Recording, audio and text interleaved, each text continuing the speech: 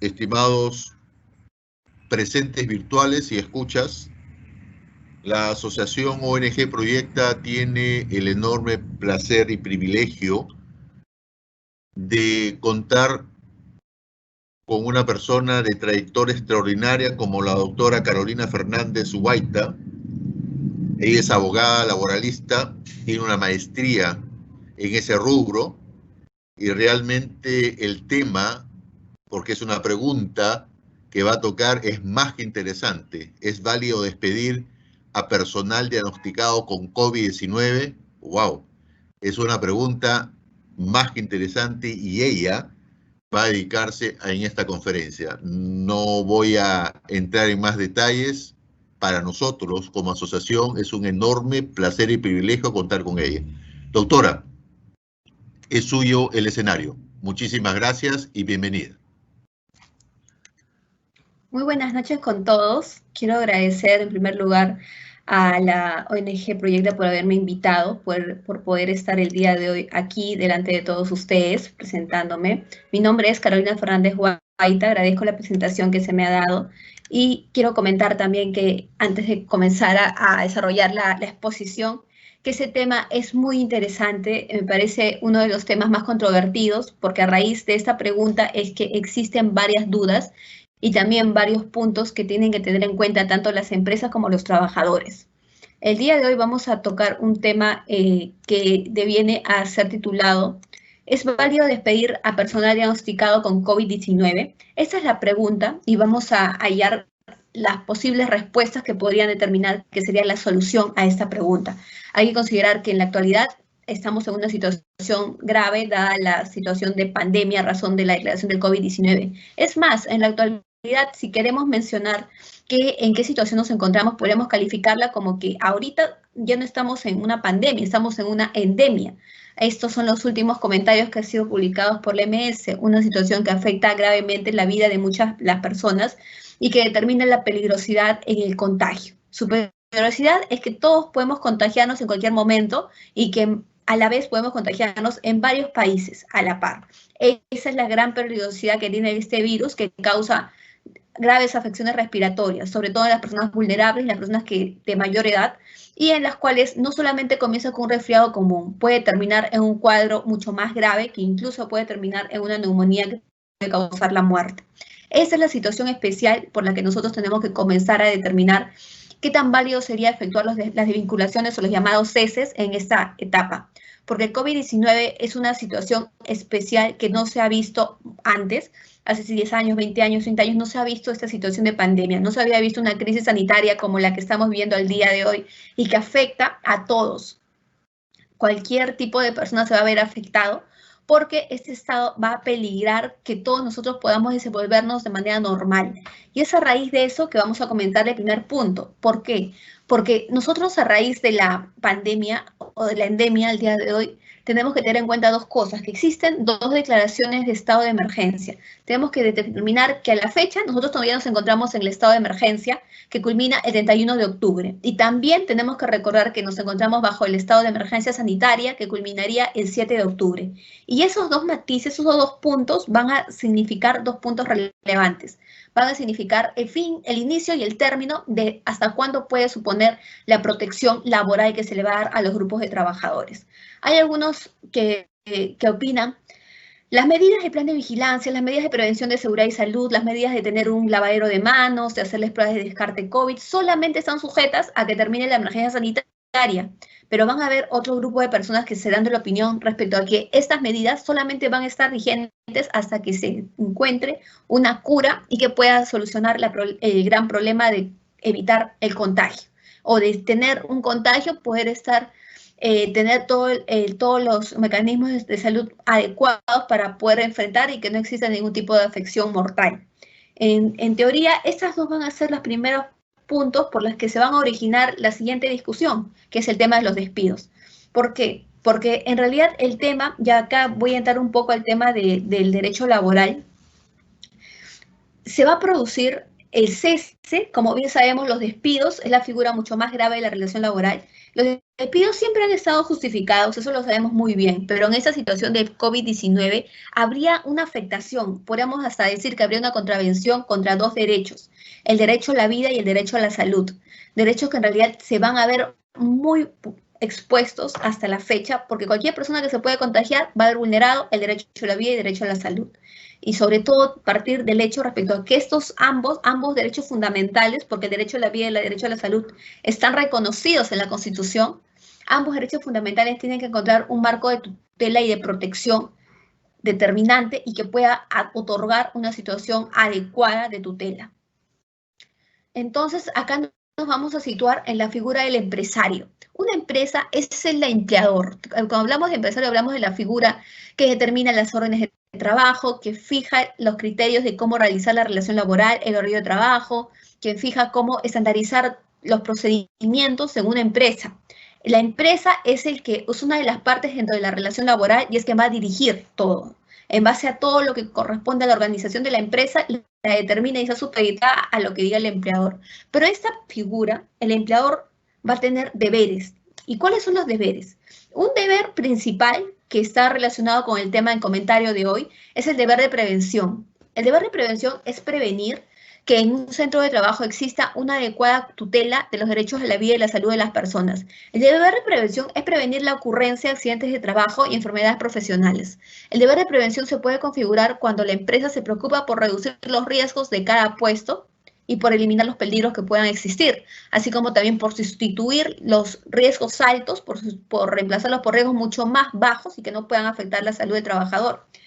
Y en último caso también en otorgarle EPPs, de igual modo otorgar equipos de protección personal que puedan garantizar que se está cuidando la vida y salud de las personas. Pero no solamente queda en este deber de prevención, también hay que tener en cuenta que si bien existen deberes, los trabajadores también van a tener obligaciones. La obligación respecto al deber de prevención de los trabajadores sería cumplir con todas las medidas que otorgue la empresa en virtud a las medidas de prevención que tienen que realizarse en el centro de trabajo. Aparte de ello, hay que tener en cuenta que los trabajadores tienen deberes, sí, pero también tienen derechos. Y acá viene el tema laboral, el derecho al trabajo. El derecho al trabajo es el reconocimiento que se le da a toda persona de poder acceder a un puesto de trabajo, de poder realizar labores en una determinada figura, en un determinado puesto, y en base a eso recibir una remuneración. Eso es el derecho al trabajo. Todos nosotros tenemos el derecho a poder ser a poder participar en una determinada labor, a poder ser remunerados mediante la prestación de servicios, a poder obtener un trabajo y que este sea un trabajo digno y que no atente contra derechos fundamentales, ¿no? Otro punto también importante es el otro derecho, que es el derecho al debido proceso. Si nosotros tenemos un trabajo, y tenemos una relación laboral, cualquier tipo de sanción o de sanción disciplinaria más grave, como puede ser un despido, tiene que estar sujeta al debido proceso. Eso quiere decir que si una persona va a ser despedida, tendrá que cumplirse el procedimiento obligatorio de ley, que significa cómo despedir a un trabajador de manera justificada. Enviarle una carta de preaviso de despido, eso es lo que te dice la norma, esperar 6 días para que el trabajador presente sus descargos y posterior a ello enviarle una carta de despido. Ese es el derecho que podríamos considerarlo como un derecho a un proceso justificado de cese en una relación laboral. También hay que tener en cuenta que en un derecho al debido proceso también se van a materializar la defensa de ambas partes. Ambas partes tienen que estar debidamente expuestas a presentar sus descargos o sus manifestaciones correspondientes. También el derecho al debido proceso es el derecho a tener un pronunciamiento justificado y que no pueda causar con arbitrariedades. Otro derecho que también es importante tener en cuenta es el derecho a la estabilidad laboral. Todas las personas tenemos derecho a tener estabilidad en un puesto de trabajo. ¿Eso qué quiere decir? Eso quiere decir de que nosotros no podemos ser retirados de nuestro trabajo si no somos despedidos por una causa justificada. Es decir, que todo acto que califique como arbitrario, porque de un día a la mañana me dicen ya no vas a trabajar, calificaría como un acto arbitrario prohibido por la ley, pero vulneraría también la estabilidad laboral. Muy a pesar que se pueda otorgar el pago de una indemnización por despido arbitrario, de igual modo vulneraría la estabilidad laboral, porque es un derecho que se va a ver afectado. Estos son los derechos más relevantes que considero importantes mencionar el día de hoy en esta exposición, porque van a poder ayudar a elucidar qué significa los despidos a un personal que ha sido diagnosticado con COVID-19. ¿Por qué? Porque esta pandemia en realidad ha ocasionado varios cambios normativos, ¿no? Tenemos nuevas legislaciones, tenemos varias normativas que están introduciendo nuevas obligaciones, como es el plan de la vigilancia, como es la obligación de tener médicos, de tener un distanciamiento mínimo de 1 metro. Son nuevos cambios que en realidad tienen que estar adecuados a las normativas que ya se venían emitiendo hasta la fecha. Las normativas de prevención, la Constitución Política, la 728 y otras normativas, ¿no? Pero para poder seguir hablando del tema del COVID-19, también tenemos que comentar que para poder saber si es válido o no hacer un despido al personal diagnosticado con COVID-19, tenemos que tener en cuenta que los trabajadores que van a tener ese diagnóstico y también los otros casos van a tener ciertos beneficios. El trabajador con descanso médico por COVID-19, ya sea aquel trabajador diagnosticado con prueba rápida o con prueba molecular, prueba rápida serológica, tiene derecho a un descanso médico. Tiene derecho al descanso médico y después, a partir del día 21, el descanso por subsidio de incapacidad temporal, en virtud a que existe una ausencia de trabajo, en virtud a que existe un factor justificado, como es el descanso médico. Esa va a ser la primera premisa, y ahí tenemos que tener en cuenta que cuando hablamos de trabajadores con descanso médico, tenemos que considerar que van a ser dos, con prueba rápida o con prueba molecular. Pero también hay que tener en cuenta que van a ser los trabajadores que por ley le corresponde un descanso médico. Y otro punto también que tener en cuenta, no solamente van a ser casos excepcionales y especiales los que se van a ver en la actualidad los trabajadores con descanso médico, porque son diagnosticados con COVID-19, sino también los llamados trabajadores casos sospechosos. Eso quiere decir que una persona que va a presentar fiebre, que va a presentar tos, que va a presentar dolor muscular, va a ser considerada como caso sospechoso.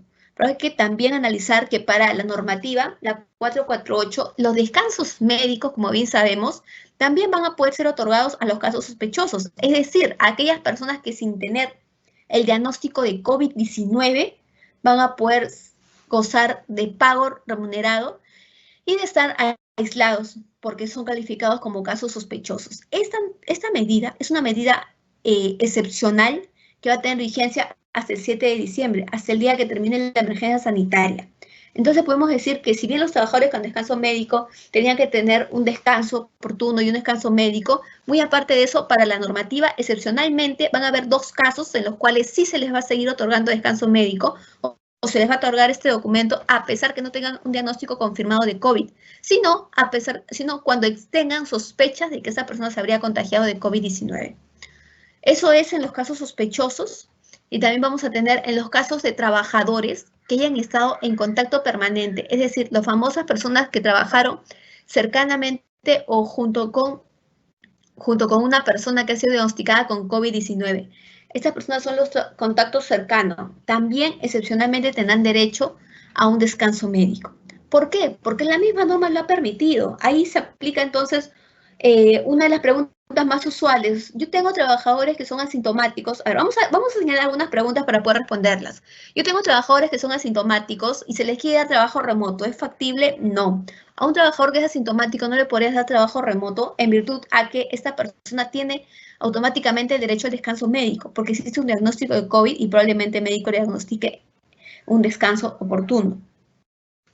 Un diferente es que no manifieste los síntomas, pero si va a estar enfermo es conveniente tener el tema del descanso médico.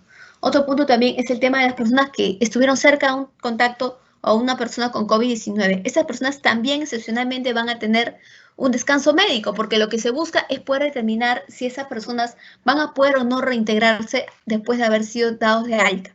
Por eso es que también se busca que todas las personas que han estado en contacto también sean consideradas como descanso médico y por lo tanto operen el aislamiento. Cuando hablamos de casos sospechosos, yo lo que tengo que decir acá es que tenemos que hablar de los trabajadores que padecen 1, 2 o 3 síntomas, ¿no? La figura de casos sospechosos también excepcionalmente va a tener derecho al descanso médico. Y esas son las figuras más comunes en tema de descansos médicos en la pandemia del COVID-19 que van a poder señalarnos que va a existir unos nuevos procedimientos que deben cumplir las empresas cuando exista personal contagiado con COVID-19. Esa va a ser la primera pregunta que nos vamos a hacer. ¿Es válido entonces que se pueda considerar que un caso sospechoso se le pueda despedir?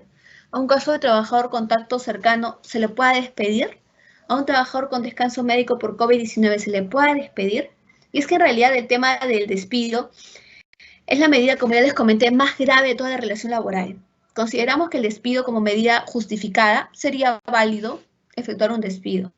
No obstante, si no tiene razón de ser, no tiene sustento probatorio y no tiene elementos que puedan configurar que sea un despido válido, no será conveniente, tal como lo vamos a explicar. A ver, nosotros tenemos que recordar que el despido y su validez es un tema que ya ha sido muy controvertido desde hace varios años. Por ejemplo, el tema de la validez del despido ya era un tema que había sido comentado cuando se cesaba a personas, a trabajadoras gestantes o en lactancia. También cuando se cesaba a personas que estaban con descanso médico y que ya superaba los 540 días o 11 meses. En tal sentido, ese tema siempre fue muy controvertido, pero fue solucionado, o podríamos decirlo que fue mencionado por algunas normativas respecto al tema de las renovaciones, no renovaciones. A ver, en primer lugar, habría que considerar que las personas que han sido diagnosticadas con COVID-19 operan automáticamente el descanso médico. El descanso médico. ¿Qué va a pasar si no se le va a dar descanso médico?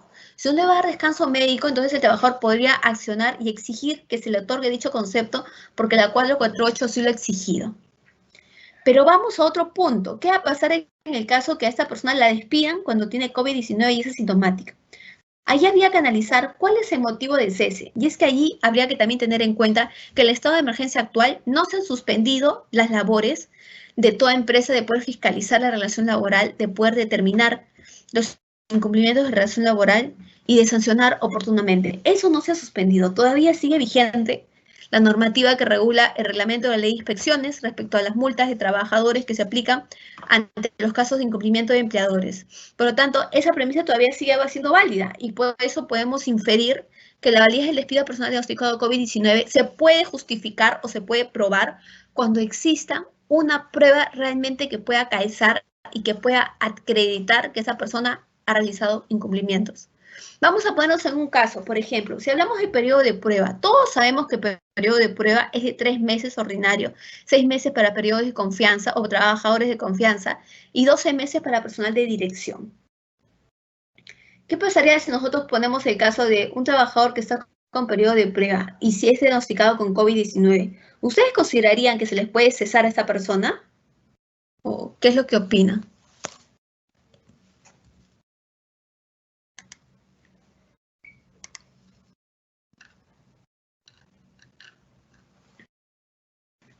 Hay que tener en cuenta que el tema de COVID-19 y el tema de periodo de prueba son dos periodos que no van a contradecirse. Si nosotros hablamos de periodo de prueba, podemos mencionar que el periodo de prueba es el periodo donde se evalúan las expectativas de puesto de trabajo. Y si una persona es diagnosticada con COVID-19 en dicho periodo, podríamos entender respecto a que son dos cosas distintas y que no va a afectar una a la otra. ¿Qué va a pasar si yo le digo a un trabajador que no vaya a trabajar a partir del día 2 porque ya terminó su periodo de prueba, pero esta persona está diagnosticada con COVID-19? Lo que va a pasar es que esta persona pueda considerar que este acto es arbitrario si no hay una suficiente comunicación y explicación de los hechos a fin de poner en claro lo que está pasando.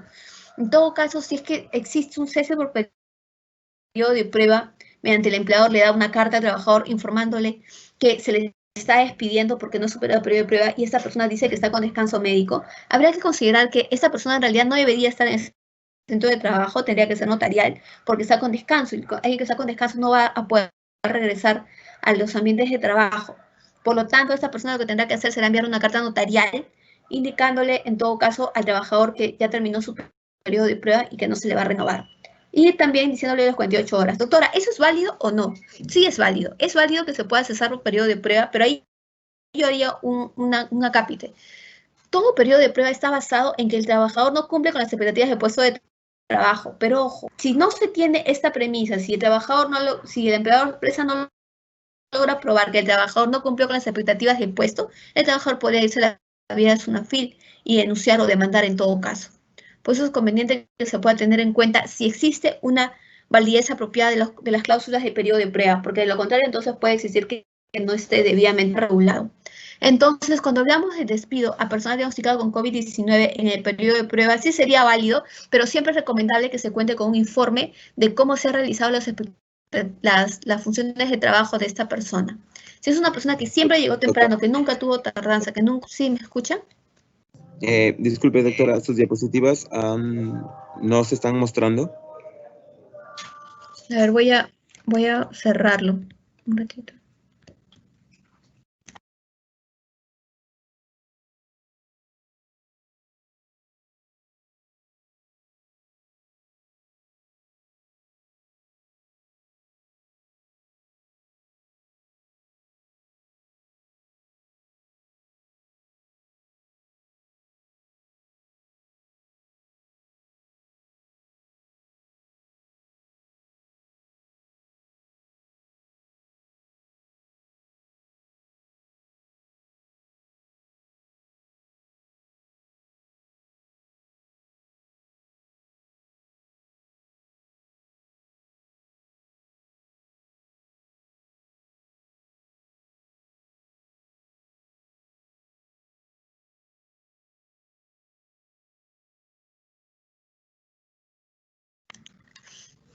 Sí, ahora sí, doctora. Ah, ya, perfecto. Gracias. A ver, ya. Ya. Entonces, a ver, seguimos avanzando. A ver, creo que no se pudo ver la diapositiva. A ver, el periodo de prueba, como yo les comentaba, en el periodo de prueba sí podemos advertir que sí sería válido efectuar despidos a personal diagnosticado con COVID-19 si es que se puede lograr probar que se cuenta con un documento en el cual exista una evaluación del trabajador respecto a si cumplió o no con las expectativas de puesto de trabajo. ¿Eso qué quiere decir? Eso quiere decir que la empresa lo que tendría que hacer es contar con un informe realizado por su jefe inmediato en el cual dé fe o constate cuáles han sido los incumplimientos del trabajador durante el periodo de prueba de los 3 primeros meses para que en base a alguno de estos incumplimientos se pueda efectuar el cese por periodo de prueba. En tal caso, si tenemos que existe un trabajador diagnosticado con COVID-19 y tenemos un periodo de prueba en los 3 primeros meses, yo consideraría que si se cuenta con las pruebas respecto a que no cumplió con las expectativas de puesto, sería válido efectuar un despido por periodo de prueba.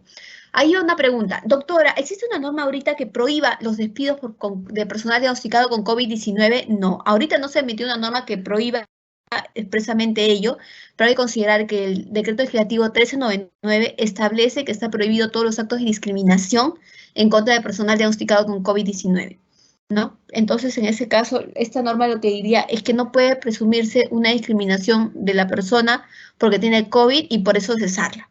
En tal caso, si tenemos el periodo de prueba, si se logra probar con un informe que esa persona no cumplió con las expectativas del puesto porque se detallan los incumplimientos que ha generado, entonces puede y va a funcionar el periodo de prueba. Porque el periodo de prueba, recordemos, es un número de meses donde se evalúan las funciones del trabajador, ¿no? Otro punto, periodo de confianza. Pérdida de confianza. La pérdida de confianza, como bien sabemos, se le quita a los trabajadores de confianza y también se le quita a los trabajadores de dirección, porque en dirección también se supone que tienen confianza. La pérdida de confianza también sería válida muy a pesar que el trabajador esté diagnosticado con COVID-19, pero ojo, ya habría que considerar algo. ¿Es válido realmente que existe un hecho que pueda calificar como pérdida de confianza? ¿Qué pasaría si el día de hoy yo me diagnostican COVID, yo le informo hoy día y mañana me avisan de una no renovación o un despido de pérdida de confianza? Si los días son consecutivos, se entendería de que si se le está despidiendo es por haberse contagiado y no por una pérdida de confianza. ¿Por qué? Por la cercanía de las fechas. Y allí tendría que mencionar otro punto importante que es el tema del nexo causal. Si un hecho y una consecuencia están cercanamente producidos, entonces eso va a calificar como un acto ilegal. Entonces, si hablamos de pérdida de confianza, va a ser posible siempre y cuando exista un hecho que califique como un motivo para quitarle la confianza al trabajador, ¿no? Que puede ser un gerente, un director, un jefe, un puesto de jefe, siempre y cuando exista una calificación adecuada de confianza. No renovaciones. Las no renovaciones van a traer varios puntos, pero el primero es de que no hay norma que indique que están obligados a ser renovados los contratos de trabajadores con COVID-19. No existe esta normativa, no se le puede exigir a la empresa que los renueve porque tienen COVID-19, pero habría que tener en cuenta algo muy relevante.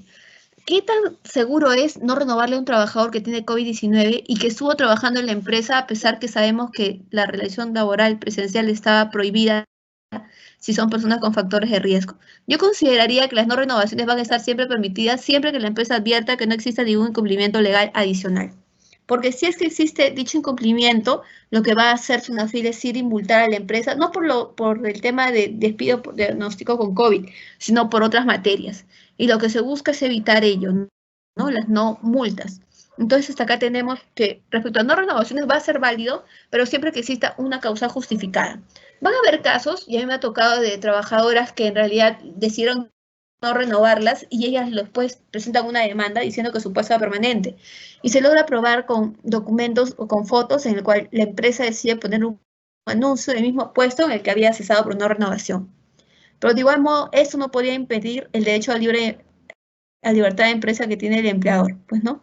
Eso se puede tener en cuenta. Entonces, hasta acá tenemos, si hablamos de la validez del despido al personal diagnosticado con COVID-19, en el periodo de prueba va a ser válido siempre que se pueda contar con un documento que pueda enseñar cuáles han sido los incumplimientos del trabajador. Incumplimientos y todo lo que corresponde a las expectativas de puesto de trabajo, si el trabajador cumplió con las expectativas, si no llegaba tarde, si es que faltaba, si es que no cumplía con sus labores diariamente, se le asignaba 10, solamente hacía 1, etc. Ese va a ser el periodo de prueba y el periodo donde se les va a evaluar al trabajador.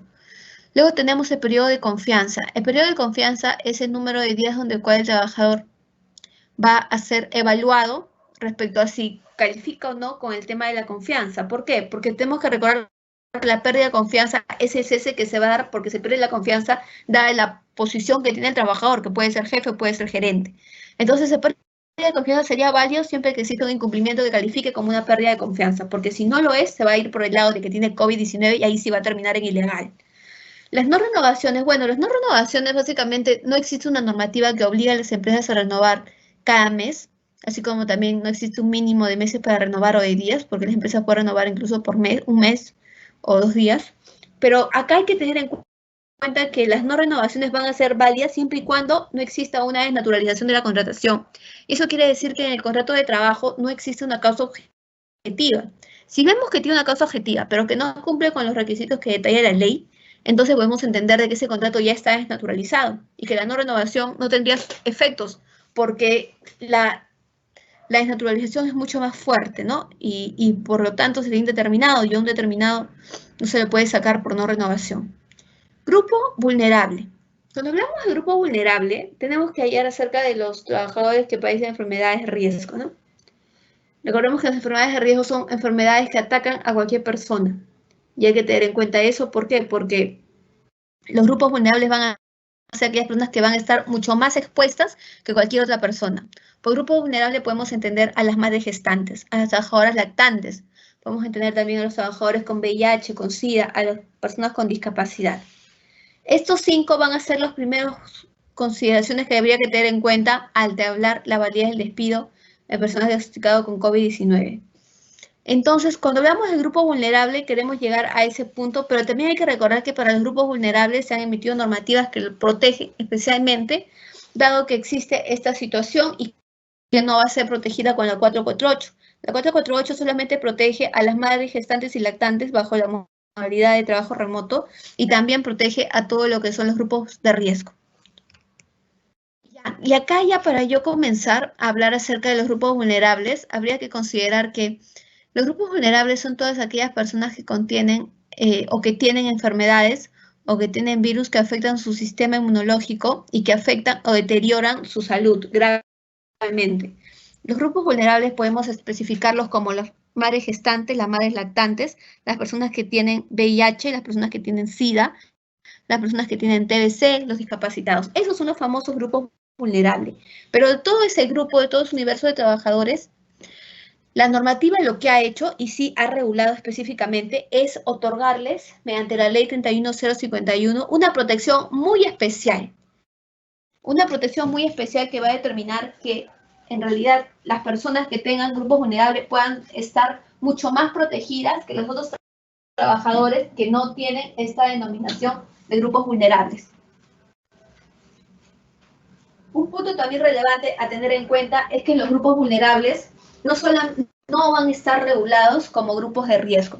Los grupos vulnerables no están regulados como grupos de riesgo porque es un sector distinto.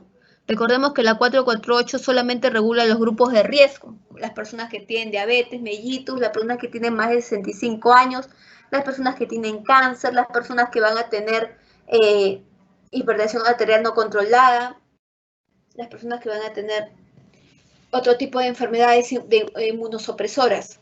Pero los grupos vulnerables como tales no van a estar considerados en la 448 y es por eso que es importante mencionarlos.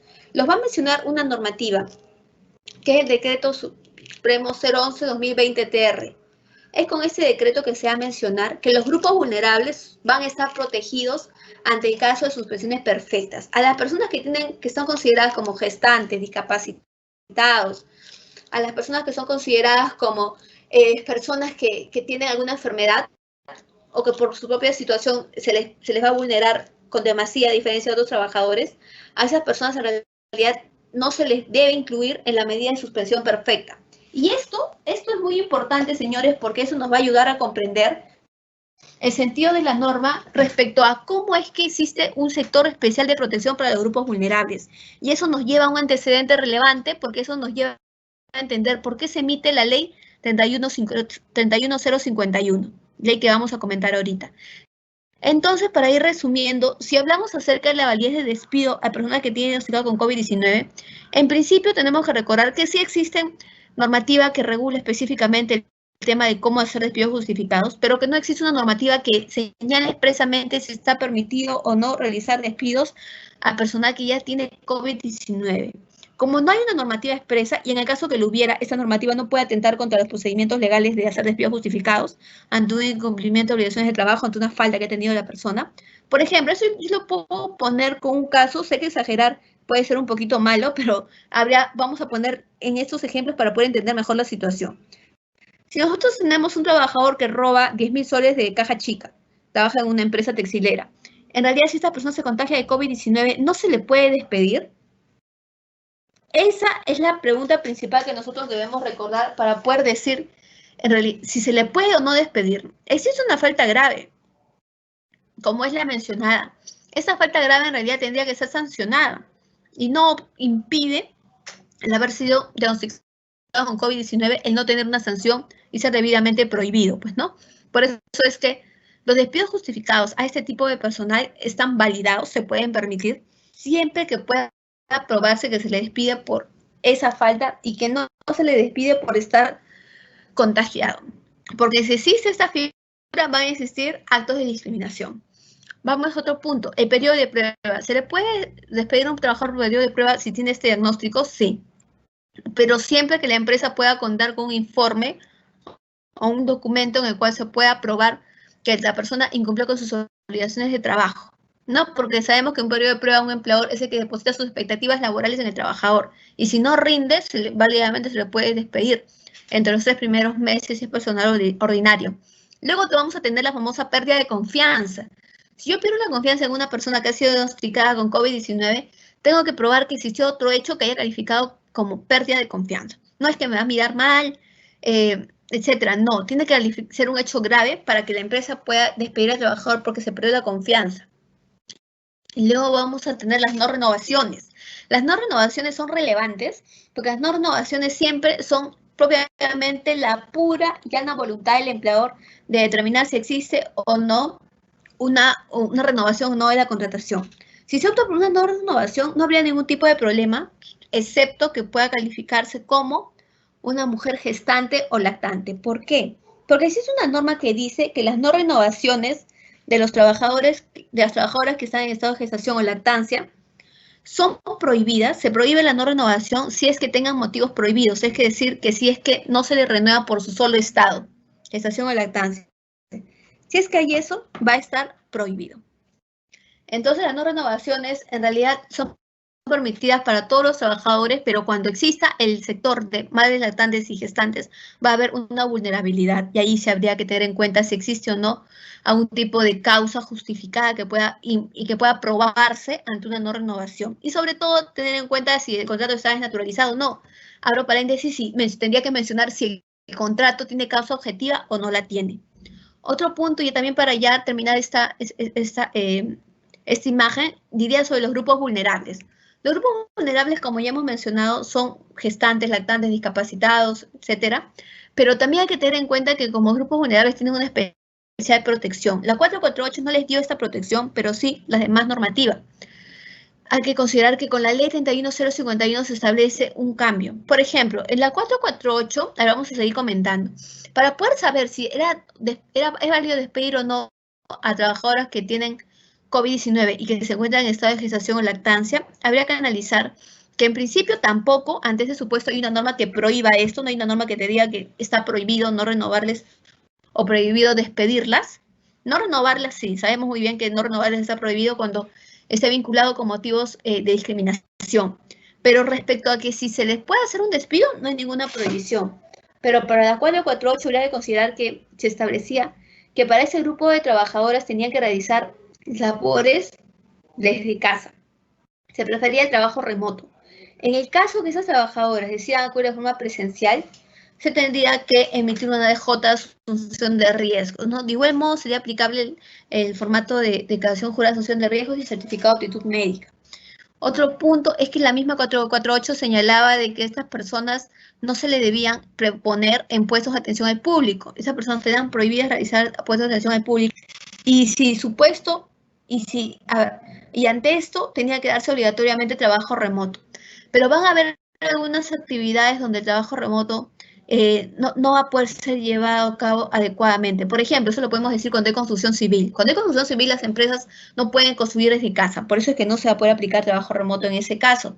De ser así, si no se puede aplicar trabajo remoto, lo que va a hacer la empresa es otorgarle un puesto similar en el cual las actividades puedan ser similares. Y por lo tanto, no hacer trabajo remoto. Pero ¿qué va a pasar en el caso? Y ahí van a haber algunas preguntas. Si es que no se puede, incluso no se puede darle un trabajo adicional porque es la única trabajadora. Obligatoriamente tendrá que realizarse, entonces, una licencia con goce de haber. Eso es lo que se tendría que otorgar al trabajador.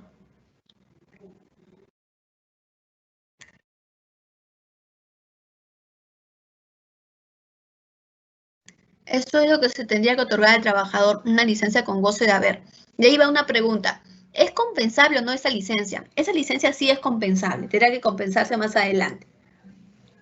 Pero volviendo al tema que el día de hoy estamos exponiendo, tendremos que tener en cuenta que en el tema de las gestantes y lactantes, las no renovaciones va a resultar contingente. Sabemos muy bien que va a resultar contingente porque existe una norma que lo prohíbe. Ley 30.709, que indica de que las no renovaciones a este grupo de trabajadores van a estar prohibidas si no existe una causal justificada y válida, ¿no? De igual modo, la 448 les da una especial protección, igual que la 31051. Eso quiere decir que las trabajadoras en estado de fuero maternal van a tener una protección especial por el Estado. Por lo tanto, sería conveniente que se les otorgue licencia con goce de haber. Doctora, ¿y qué va a pasar en el caso que no se le otorgue licencia con goce y se opte por cesarla? Si se opta por un despido justificado, consideraría que no habría problema porque sí es un despido válido, pero si se opta por un despido arbitrario, allí lo que puede hacer la inspectora, o en el peor de los casos puede ir a la vía judicial, va a pedir demanda de indemnización, pues, ¿no? Y sobre todo indemnización por despido arbitrario, daños y perjuicios y despido arbitrario. Y eso es lo que menos se quiere para una empresa. Entonces, ya para seguir avanzando, podríamos decir que cuando estamos ante casos de despido a madres gestantes, recomendamos siempre tener un documento justificado, un documento sustentatorio que pueda dar fe de las infracciones señaladas o de todos los actos que puedan determinarse a fin de poder evitar tener un tema de denuncia más adelante, ¿no? En todo caso, cuando hablamos de mujeres gestantes y lactantes, tenemos que decir que ese personal va a estar justificado su despido si es que hay pruebas que lo mencionen. Si no hay pruebas, entonces no va a ser conveniente que se pueda efectuar el cese correspondiente porque se estarían vulnerando derechos laborales, ¿no? Eso es importante tener en cuenta, porque al día de hoy las mujeres gestantes y lactantes tienen una protección especial y por eso es que la mayoría indica de ¿qué pasa, doctora, si es que yo tengo mi empresa y la trabajadora ingresó con 6 meses y no se nota el embarazo? Pues bueno, esa persona tendría que comunicar al empleador, tenía que comunicarlo a fin de poner en su conocimiento, pues, ¿no? Y después de eso ya el empleador depende si es que sí o no las medidas que le indican. Por ejemplo, pongamos el caso respecto a que es una trabajadora gestante y en realidad ve que la van a no renovar el contrato. Lo que va a hacer esta trabajadora, es poner en aviso a UNAFIL respecto a que ve que una no renovación. Si es que logra probar que un día antes de la no renovación, ella había comentado que ya no iba, que estaba diagnosticada con COVID-19. Este hecho, la cercanía de fechas, es un factor fundamental para poder saber si existe o no un acto de discriminación. Y recordemos que los actos de discriminación son sancionados con la multa, pero no solamente del único trabajador afectado, son sancionados con la multa de todos los trabajadores de la planilla de la empresa. Si es que se logra probar ello, entonces podemos entender de que prohibir actos de discriminación no solamente es beneficioso para los trabajadores, sino también para los empleadores, porque de ser así, si incurres en actos de discriminación vas a tener una multa que salta, y no solamente se aplica por un trabajador, se aplica por toda tu planilla, es decir, las multas más altas se aplicarán. Y hay que tener en cuenta que otro punto también que quisiera tener en cuenta, y quisiera mencionarlo, es el tema respecto a que, si hablamos de multas, ¿cuál es la multa más alta? La multa más alta se puede dar en un tema de cese por pandemia, por el COVID-19, sí. Las multas más altas o muy graves son denominadas así cuando se afectan los derechos de 1 a 10 trabajadores. Es una multa de 11.309. Si es una empresa que tiene 1.000 a más trabajadores, una multa de 225.879 soles. Como ya bien sabemos, las multas son altas y se tiene que tener mucho cuidado para poder evitar ese tipo de actos y no poder incurrir en multas y más adelante puede significar tal vez una situación que pueda perjudicar gravemente a la empresa. Entonces acá tenemos que resumir que la ley 31051 es una ley especial y vigente que va a ayudar a las empresas a considerar que al día de hoy existe una protección especial al fuero maternal. Existe una protección especial que va a saber que los trabajadores tienen que realizar adecuadamente sus funciones y las trabajadoras en este caso que tienen el derecho a exigir trabajo remoto, ¿no? Y en el caso que pueda verse que no se puede dar trabajo remoto dada la naturaleza de los puestos, se podrá en todo caso tener una licencia con goce de haber, pero hay que considerar que esta licencia con goce de haber es compensable, ¿ya? Hay que considerar ello porque va a ser relevante tener en cuenta, si no se tiene una licencia con haber compensable, eso quiere decir a la trabajadora que se le está otorgando dinero y no va a recuperar, pues no, es compensable porque lo tiene que recuperar sí o sí. Algunos dirán, ¿pero qué va a pasar si es que ese trabajador es cesada? ¿De dónde tendrá que cobrarse el trabajador? Bueno, puede cobrarse su liquidación. Y otros pueden decir también, pero es un derecho de remuneración, ¿cómo se va a poder renunciar al derecho de remuneración? En realidad habría que tomar en cuenta que, a la luz de los hechos al día de hoy, de todas maneras tiene que haber una compensación. Y decir de que se le va a prorrogar un mes más el contrato de trabajo deviene en una obligación nueva para el empleador. Por lo tanto, yo sí consideraría válido efectuar el descuento de su liquidación porque va a ser la única manera de que puedan recuperarse las horas no laboradas. A ver, seguimos avanzando.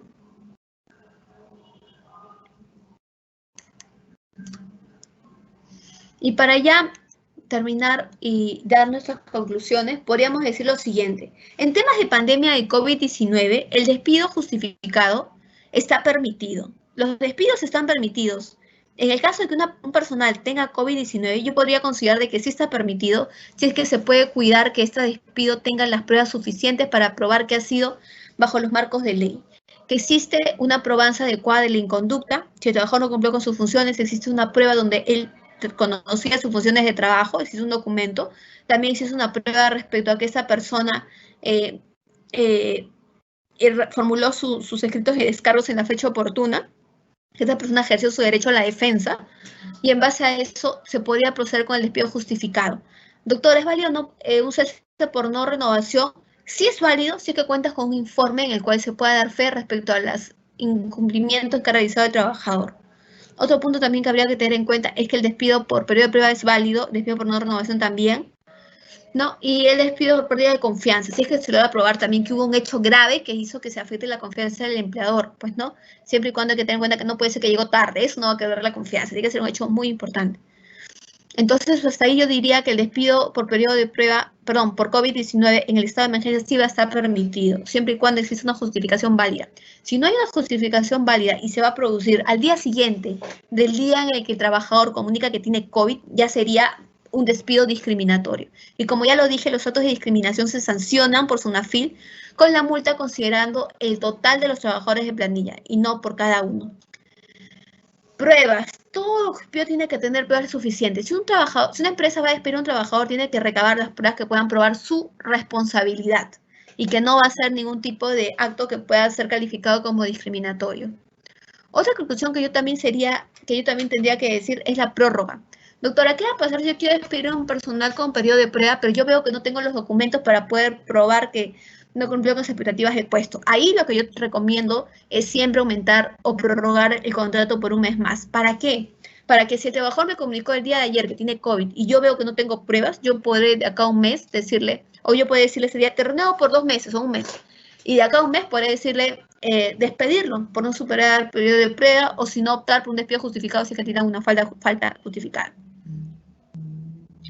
Y la atención médica. Otro punto relevante que también para concluir es que los despidos siempre van a estar evaluados en la salud del personal. Es como que yo les diga a un trabajador, no trabajas, se te cesa, por periodo de prueba porque no superaste las expectativas del puesto, pero puedo visualizar que el trabajador en realidad es una persona que está con COVID-19, que no tiene seguro, o que si lo tiene no hace uso de él. Es una persona que se encuentra totalmente desprotegida, que no tiene ni familiares que lo atiendan. Ahí habría que tener consideración que el empleador va a tener que mover su figura de médico ocupacional para vigilar la salud de esa persona. Porque más allá del hecho que existe una indemnización por despido arbitrario, un despido justificado, está el hecho de la medicina y salud ocupacional. Y si no se cumple con eso, va a haber otro mundo de multas, que son las llamadas infracciones en seguridad y salud en el trabajo, pues, ¿no? Entonces tiene que haber una atención médica permanente a todos los trabajadores y sobre todo haciendo énfasis en los trabajadores grupos de riesgo y las personas que se encuentran consideradas como personas vulnerables.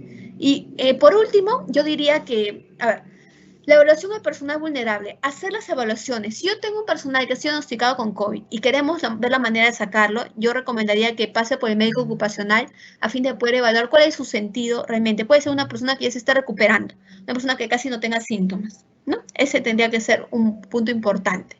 Y entonces, como conclusión final, yo podría decir que en la actualidad no está prohibido hacer despidos por COVID-19, siempre y cuando existe una causa justificada. Si existe una causa justificada que pueda probar que esta persona se le está despidiendo por no cumplir con sus obligaciones de trabajo, consideraría que sí sería válido el despido. Pero si no hay ninguna causa, no hay ningún motivo, y sobre todo se va a dar, yo comuniqué mi estado, mi diagnóstico y mis documentos médicos el día lunes, y el martes ya me están enviando una carta de despido, eso ya va a ser abiertamente ilegal, porque va a ser presumir que existe un nexo causal, es decir, un hecho que desencadena una consecuencia, y el hecho que desencadena una consecuencia que va a ser evidentemente eficaz y rápido, ¿no? Esas serían las conclusiones que yo quisiera comentar y sobre todo mencionar que el tema de los despidos siempre ha sido un tema muy controvertido por el tema de si se le puede despedir o no renovar a una trabajadora que está gestando, a un trabajador que tiene descanso médico y lleva varios meses en la clínica.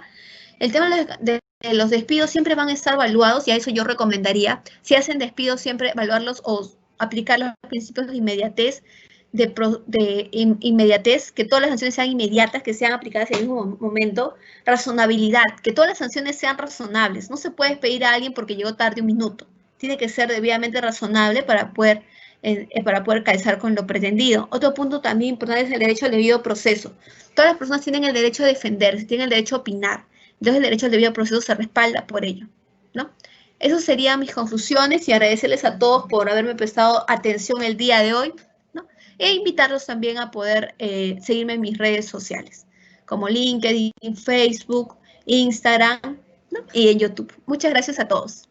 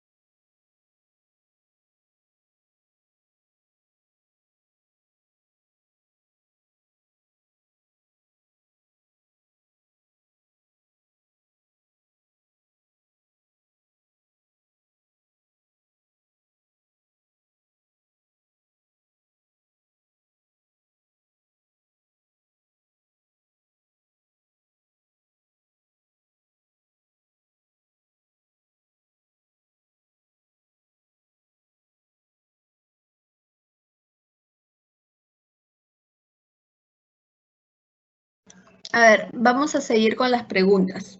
A ver.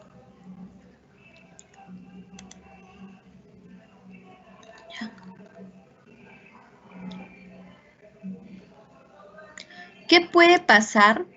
A ver.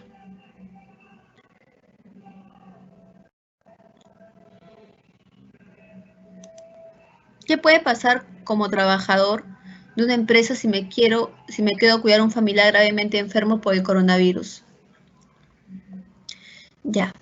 Este caso es importante. A ver, hay que tener en cuenta que existe la figura de los llamados trabajadores cuidadores. Los famosos llamados trabajadores cuidadores van a ser aquellas personas que cuidan a sus familiares, como su nombre lo menciona, pero estas personas van a tener derecho a tener ciertas facilidades laborales.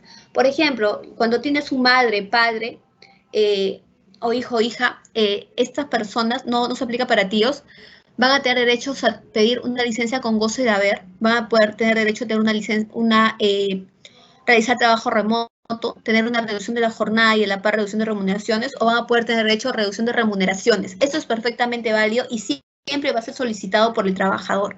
En ese caso, si es que, por ejemplo, esa persona informa a la empresa, indica que se está quedando a cuidar a un familiar gravemente enfermo por el COVID, no podría pasar como una inasistencia si es que lo informas mediante una carta a la empresa y siempre amparas en virtud de las facilidades laborales que le da la ley a estos tipos de trabajadores.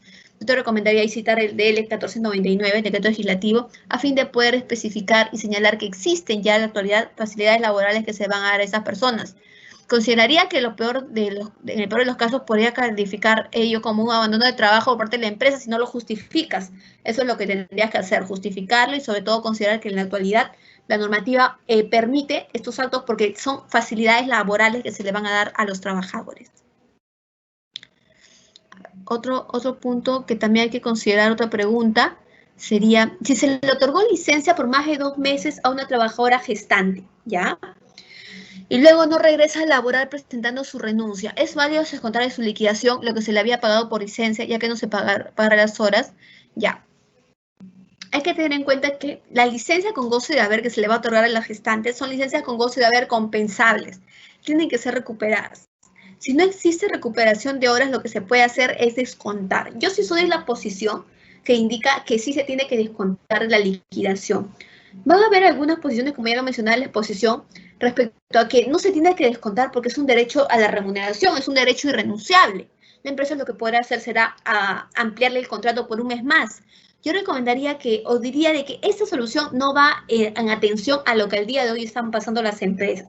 Las empresas ahorita tienen una gran baja económica. Ampararse en eso, yo diría que decirles a las empresas que renueven un mes más, y sobre todo porque no está en la ley, no sería válido. Y ese es el criterio que actualmente le está validando Sunafil. He tenido casos de empresas que en realidad cuando tenían liquidaciones y la trabajadora tenía una compensación de 1.000 soles, por ejemplo, su liquidación era 200 soles, la empresa le descontaba los 200 soles y habría una deuda de los 800 soles, pues esos 800 soles no habría cómo recuperarlos, ¿no? En realidad, si la empresa ve que no es válido renovarle el contrato, no habría cómo recuperarlos. Y ahora, ir a la otra posición respecto a que se le tiene que prorrogar un mes más, hay que considerar que si el legislador lo hubiera determinado como obligatorio, lo hubiera regulado. Porque ahorita todas las situaciones se están regulando, pero no lo ha regulado. ¿Eso qué quiere decir? Que se puede descontar de la liquidación, porque es un mecanismo que va a ayudar a poder recuperar ese dinero no pagado, porque esa persona no ha trabajado. Tenían que ser compensables, pero no se ha compensado. Entonces, para mí sí sería válido que descuenten de su liquidación, ¿no? Ya que no se pagarán las horas en efecto. A ver.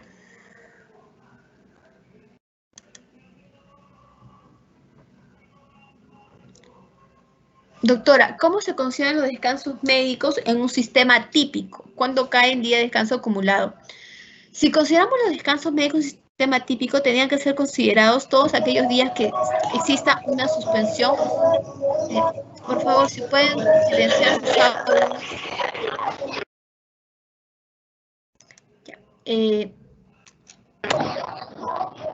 Doctora, buenas noches. ¿Sí me escucha? Sí, buenas noches.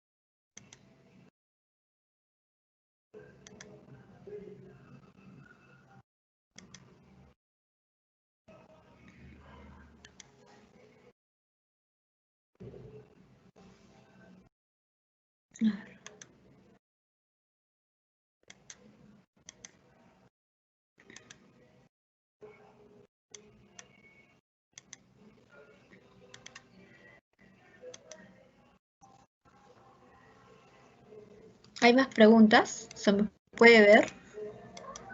No logro verme.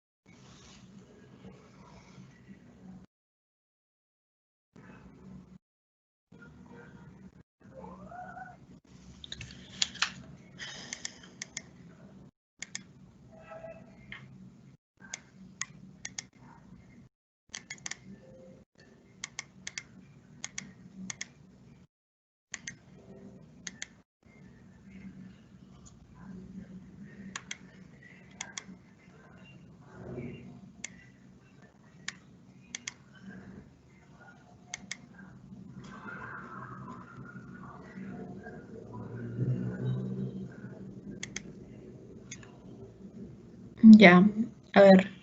¿Todos me están escuchando? ¿Podrían poner abajo si es que me están escuchando o me están viendo?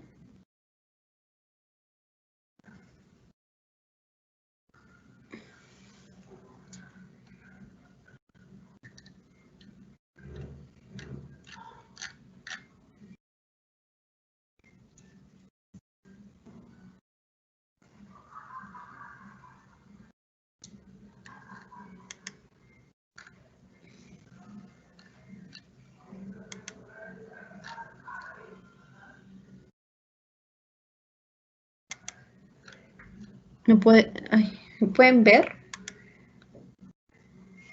A ver.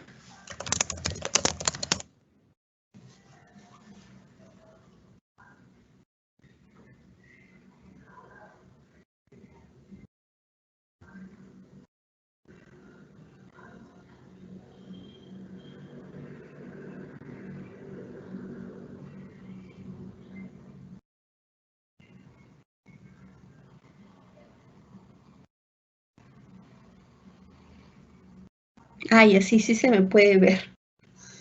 Ya, chicos, a ver. Voy a seguir respondiendo las preguntas. A ver, parece que hay algunas fallas con la red. Ya, bueno, de igual modo que seguir respondiendo las preguntas. A ver. Ya, entonces en este caso, si posible, sería válido descontar la liquidación. Y en el caso de vi un tema acá de cómo se consideran los DM en un sistema típico cuando caen días de descanso acumulado. En realidad se tendría que considerar de igual modo. Los días de descanso médico son por determinadas fechas y no pueden moverse por el tema de tener una jornada típica. De igual modo, tienen que ser considerados en la fecha en la que se emite el certificado médico correspondiente. Puede perder un trabajador su empleo si le falta el trabajo por estar enfermo de coronavirus. Eso es importante. Si es que el trabajador no justifica sus inasistencias presentando un descanso médico, se va a calificar como abandono de trabajo. Por eso comenté que el trabajador pueda estar informando permanentemente a la empresa respecto a que si está en un estado mal de salud, si le están emitiendo un DM, si es que está en todo caso teniendo o teniendo en todo caso el tema de estar realmente atento a lo que pueda estar cuestionando su empleador. El tema de no tener un descanso médico o el tema de no tener un documento, en realidad va a configurar una falta, pero no va a ser tan grave como va a ser un abandono de trabajo.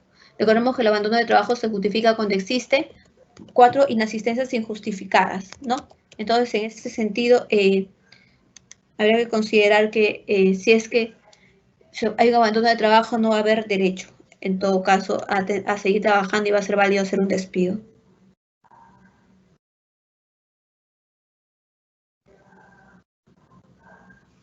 Eso es importante considerarlo y vamos a ver. Entonces, si un trabajador tiene coronavirus y actualmente no puede trabajar, ¿qué puedo hacer para recibir Si tienes coronavirus, no puedes trabajar, se tiene que otorgar una licencia con gozo de haber, tienen que seguir remunerándote.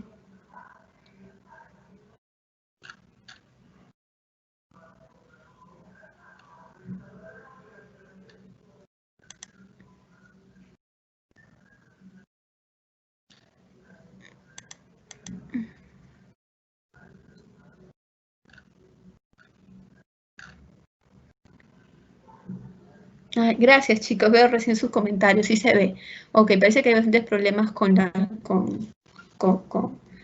red. A ver, otra pregunta. A ver, me mandan una pregunta. A ver, si hay muchos laboratorios o centros de salud que dan certificados falsos de negatividad de COVID para seguir trabajando. ¿Quién controla eso? A ver, es importante tener en cuenta. Miren, si existen laboratorios que dan certificados falsos de COVID-19, yo diría de que si una empresa duda respecto a la veracidad de un documento de COVID-19, lo que podría hacer sería comunicarse con ese centro médico y solicitar la información al SISCOVID, porque recordemos que todo documento médico va a ser registrado en la plataforma SISCOVID, todo. No es que no va a ser registrado, tiene que ser registrado y que soliciten la constancia, porque si ven que ha sido registrado en SISCOVID, o si se comunican con SISCOVID de frente directamente y le piden la constancia por ese DM a esa persona, van a tener en cuenta si es verdadero o falso, ¿no? Porque todos los casos, todas las atenciones médicas, todas las pruebas de descarte de COVID realizadas van a aparecer en el SISCOVID. Es una obligación de las entidades médicas poder en todo caso tener el registro en la plataforma SISCOVID. Es una plataforma nacional y hay que tener en cuenta eso porque es muy importante.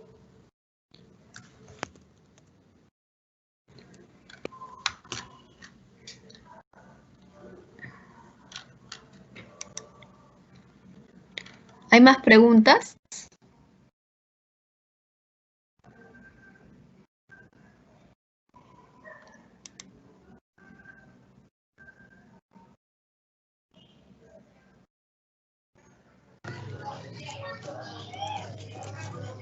Doctora, José. ¿sí me puede escuchar?